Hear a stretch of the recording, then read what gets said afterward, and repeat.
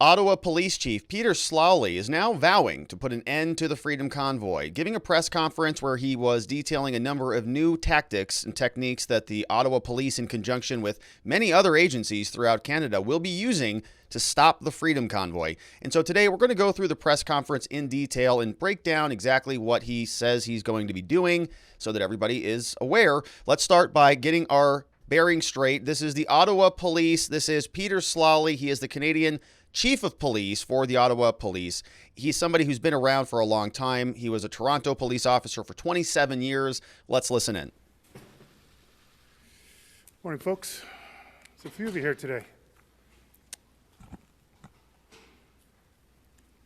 want to thank everybody for coming this morning. Ottawa residents are frustrated and they are angry, and they have every right to be. Their lives continue to be severely impacted by the mandates, unlawful and unsafe events on the city streets, in the downtown core, and in the surrounding neighborhoods. Unlawful and unsafe. This is unacceptable. So a big question, of course, is he talking about the entire convoy or just a subset of the convoy? I mean, is the entire thing illegitimate? Like, you're not allowed to do protests in Canada? Is that where he's going with this thing? Well, let's listen in, because he is going to give us some more details about this. He's going to reveal that they're going to be doing this surge, unveiling new police officers in various parts of Ottawa. Let's see what he is talking about. This morning, we have begun implementing a new surge and contain strategy in our downtown core, based on lessons learned over the last operating cycle of the demonstrations and new intelligence gathered literally in the last 24 hours. There are three parts to this new strategy. We're going to go through all of them. Number one, we're deploying a surge of police officers in the downtown and the immediate neighborhoods. A surge. There will be approximately 150 additional officers dedicated to only patrolling and addressing unlawful, threatening conduct in the most impacted neighborhoods, specifically Centertown, Lower Town, and the Byward Market. Okay, we've got three areas that they're going to focus on, but it's unlawful and threatening conduct. We'll get into more of that, I'm sure. But let's see where he's talking about. So we've got Centertown, Lower Town, and we have the Byward Market. And this is the Byward Market area. You can see this is sort of where he's talking about. And this is Parliament of Canada is located right here on Parliament Hill, right next to the National War Memorial. And we're going to see that a lot of the activity, some of those drones that we were monitoring and watching, are sort of flying up and down this street right here. And so what I have highlighted on this Google map is Byward Market, along with, you're going to see, Centertown, Lower Town. I'm going to imagine are just areas sort of right, center and lower on the town. And so this is what Sloly continues with. He's going to tell us that they're going to be only focusing on, crimes now, things like hate and harassment and other threatening behavior. And the question is, if this was going on so much, why haven't you been making massive arrests over the last week? This surge will include working with our city and NCR official partners to prevent unlawful and unsafe use of public spaces by demonstrators.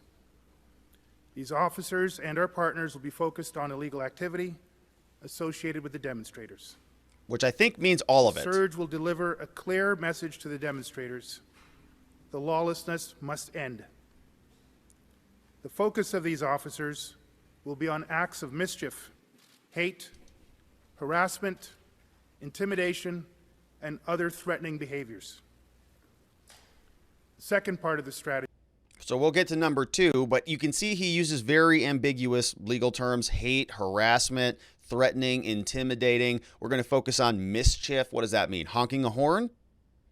And they're going to be going around and pushing people away from unlawful activity. And we've seen other stories saying that, well, they don't have appropriate permits and they can't be there past certain hours, and other sorts of time, place, and manner restrictions that they say they're violating. So that must make the entire convoy unlawful, right? So you can't protest at all anymore? Strategy number two, he's going to tell us, is about concrete barriers and about stopping access, basically breaking the supply chains. The second part of the strategy will be an expansion of the hardening of the perimeter in the demonstration red zone, the immediate area of Wellington Street in front of the Parliament buildings. We will be further isolating and containing the demonstration in that red zone. The Ottawa Police Service, the City of Ottawa, and our partners will be utilizing concrete barriers, heavy equipment barricades to create no-access roadways throughout the downtown core. All right, so we know now concrete barriers, they're going to try to impede movement and box people in or box people out. If we go back to the satellite, we can sort of see what he's talking about. We talked about this street, Wellington Street. This is the big street where the drones are sort of flying up and down. We've got the War Memorial over here. This is Parliament of Canada. This is on the hill. And so he is specifically saying blockades are going to come up here on Wellington Street, areas approximate, probably going to put one over here by the War Memorial so that there's, less ability for people to travel, likely see one maybe on this direction as well. And so they're just going to basically make it so that people cannot travel around downtown Ottawa. And so trucks can't get in, trucks can't get out, and hopefully the theory goes that stops and impedes the protest. He continues on saying they may even close bridges and impound your cars if they have to. This includes considerations around the closing of bridges, highway off-ramps, and other roadways. Incoming protester vehicles today and throughout the weekend will be directed to designated parking zones outside of the downtown core. Illegal parking by demonstrators will result in bylaw enforcement, removal, and impound if necessary. Again, so closing bridges and even impounding the vehicles, right? That's a tall order. There's a lot of work going on there. And that actually shuts down things, even more, I would imagine. And so if we go back to the map, you can see there are a lot of bridges. We've got one here, here, here. We've got a couple here. We've got one over there. And you can see there's just other blockades that have already been set up. And so the whole, stinking downtown area ends up getting shut down even further. And the theory being is that this is going to stop the bunching of the truckers. And that's kind of always been the theory that we've been playing with over the last week or so, that there's this cat and mouse game going on where over in Coots near the border in Alberta, truckers were sort of bunching up there and they were trying to create blockades just north of that in Milks River so that the truckers couldn't actually, it was sort of a pinch point, right? They couldn't come through there. They would have to go around, hundreds of miles in order to get back up to the juncture, and they're trying to stop that from happening. Now, if the truckers, sort of are reassessing in real time and going to different locations, then they just may say, okay, well, that's fine. We don't have to go to Ottawa. We'll just go to a different city. So we'll see how long this keeps up, but we can see this is what the map looks like. This is now part 3, where they're going to be gathering intelligence on everybody who's involved. the third part of the strategy, enhanced intelligence and investigation operations. We now have secured fully national, provincial, and local intelligence agencies. Feds. We have increased ability to identify and target protesters and supporters of protesters who are funding and enabling unlawful and harmful activity by the protesters themselves. Investigative evidence gathering teams are collecting financial, digital, vehicle registration, driver identification, insurance status, and other related evidence that will be used in prosecutions. Every unlawful act, including traffic and insurance violations, will be fully pursued, regardless of the origin, at any time in the future. Part 3, an intelligence operation, now has the assistance of the federal government, every agency there in Canada jumping in to help them through this, where they're going to be identifying all the protesters, their funders, everybody who's involved, going so far as to literally check license registration, make sure that your tags aren't expired. Otherwise, they're going to pop you for an insurance violation or whatever they can find. And so this is, of course, escalating things. They are now going to be bringing in the federal intelligence apparatus. We've seen how that's gone in the United States after January 6th. We have this fake select committee down here now that is going after radio hosts and talk show people, trying to investigate every single aspect of their lives, trying to go after their political opponents. And so you can see how this starts to bubble up and be taken advantage of by people in nefarious positions.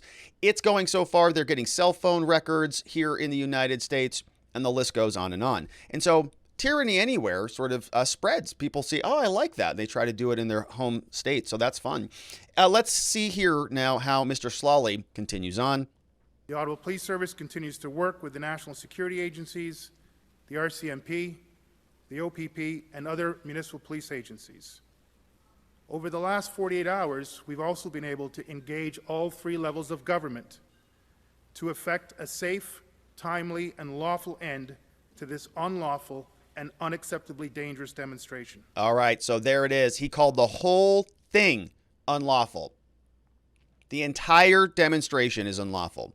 Right? It's not just, hey, we're going to make sure that we're going to be protecting your right to peacefully assemble while you're protesting. We're going to just make sure things don't get out of hand here. Not that at all. Entire thing is unlawful. We are now going to be using 3 different techniques. We've got a surge coming. We've got concrete barricades. And now we've got an intelligence operation going and investigating everybody involved. It is a whole of government response, calls the entire thing unlawful, and says it's unacceptably dangerous.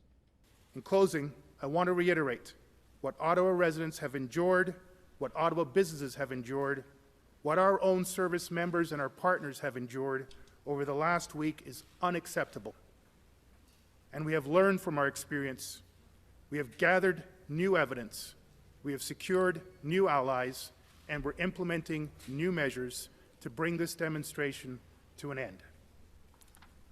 So they are calling the entire thing unlawful. In conclusion, he's going to be escalating everything. They're going after all of the truckers, all the men and women out there who are taking time out of their jobs, out of their lives to stand up for something they believe in, to participate in a democratic process of protesting. He's going to say, we're going to go around and basically try to jeopardize your licenses, give you insurance violations, parking tickets, so that you get points assessed on your commercial driver's license, maybe cause you to lose your job, impound your vehicle, make you uninsurable. The list goes on, really trying to make it hurt for their own citizens, for people who they are sworn to protect and serve. Very, very interesting developments, and it makes me nervous because it starts when you squeeze people, bad things happen. They've already attempted to take $9 million away from them. They've already made this very difficult on them in the media, mischaracterizing everything that's happening there. And now they're going to be turning up the heat with law enforcement on a peaceful protest. We'll continue to follow this. I hope you join us. Hit that subscribe button. Leave us a like before you get out of here. Please share the video. I look forward to seeing you on the next one.